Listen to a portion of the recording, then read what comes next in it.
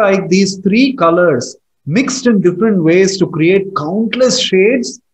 The three modes combine in countless ways to create varieties of material bodies and personalities. That is why you see from ants to elephants to aquatics to plants to trees to birds to reptiles to animals and human beings, there are so many varieties. And you see devatas, higher personalities are devatas, siddhas, charanas, and Satyaloka residents up to Lord Brahma. So many varieties, 84 lakh species. And in each species, you don't see one living entity is the same as the other. Especially when it comes to attitudes. Okay? Actually, all living entities in the material world are infected by a specific combination of these modes, resulting in these varieties of species. Generally, you can say a particular species is governed predominantly by one particular guna, but the influence of the other modes are also there, even though they are predominantly influenced by a particular mode. How these modes influence us? Krishna is talking about the same thing in the 14th chapter, 10th verse. Rajas tamash chabhibhuya Sattvam bhavati bharata rajas sattvam tamaschaiva tamas sattvam rajas tatha. So he is telling rajas tamas chabhibhuya. That means by pressing, by suppressing rajas and tamas, sattvam bhavati. Sattvam becomes prominent sometimes. Other times, raja, sattvam tamas. Sometimes rajas will become prominent, pushing down sattva and tamas. And other times, tamas becomes prominent, pushing down sattvam and rajas. So, in the translation, if you see, it is said, sometimes the mode of goodness becomes prominent, defeating the modes of passion and ignorance, O son of Bharata. Sometimes the mode of passion defeats goodness and ignorance. And at other times, ignorance defeats goodness and passion. In this way, there is always competition for supremacy. The modes are fighting amongst each other to gain supremacy. Now, coming to the point, why some people act in a particular way?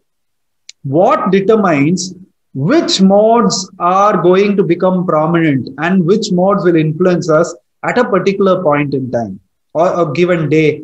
Puneet, you are right. Kala and karma, both. So what actions we have performed in the past lives also will, along with kala means time, will influence the mode which is going to be predominant in my lifetime. That means the modes are giving me an experience. If I am in Sattva Guna, something bad happens also, I am peaceful. If I am in Rajo Guna, then I will become very depressed. If I am in Tamo Guna, I will go mad. Okay. So now that experience is depending on the experience that I am going through. For the same occurrence is depending on what mode is influencing me. What mode is influencing me is dependent on my past actions in the past lifetimes. You can move from one guna to another constantly, not day to day, month to month, year to year. Every moment to moment, the influence of the modes, like the graphic equalizer, when you play, say in a CD player or something, you see those graphic equalizer going up and down, like that, the modes are constantly vying with each other and they want to influence us. According to, this is not random. It's not random. Nothing in this world, in God's creation, happens randomly. It is because of our past karma.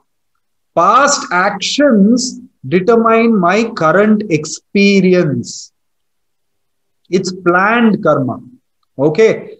So now, if my past actions are determining my current experience, can I say, answer this question, can I say my current actions will influence my future experiences? Can I say that? Can I say? Absolutely yes. This is why we have to be careful about how we act now. Now, my choices in life are all completely controlled by these three modes. We only think that we are freely choosing, but actually, we are pushed to act in a particular way. The modes push us by our past actions, by the past karma, the modes push. We are controlled by the three modes of material nature. Even though we are superior to material nature, Krishna said, Para, Prakritim Vidhi me Param, he said.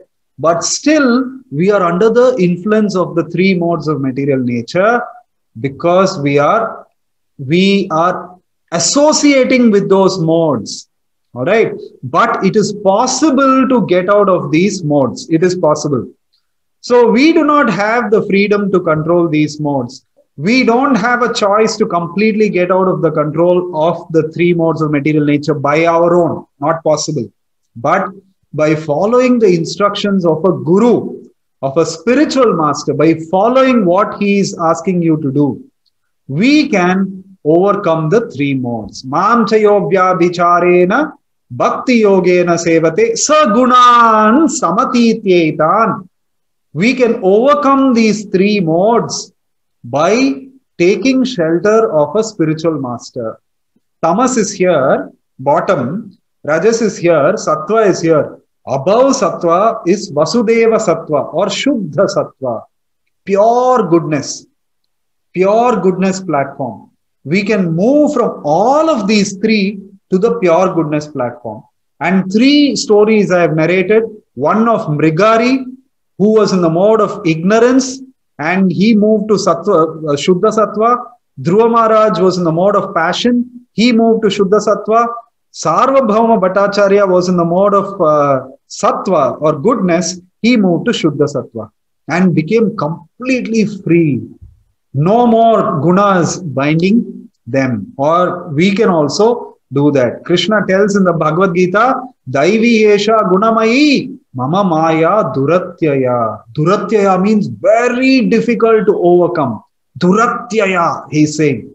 Daivi Esha Gunamayi Mama Maya. My Maya, my external energy is Gunamayi, is made of the three modes of material nature. And Duratyaya, very difficult to overcome.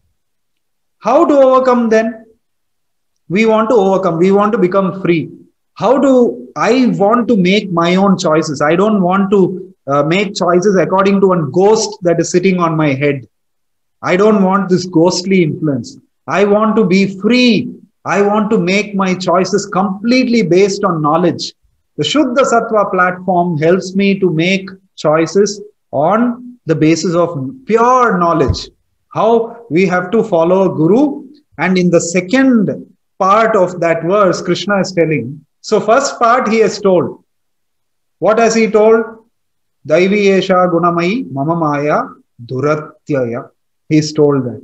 Second part he is saying, Maam eva ye prapadyante mayam etam tarantite. He is saying, Mayam etam tarantite. You will be relieved of the influence of, or you can overcome the influence of the three modes. How? He is saying, Maam eva ye prapadyante. By taking shelter of me, or a pure devotee of me, or a spiritual master, a guru, we can overcome the three modes of material nature. Okay, so this is how it is.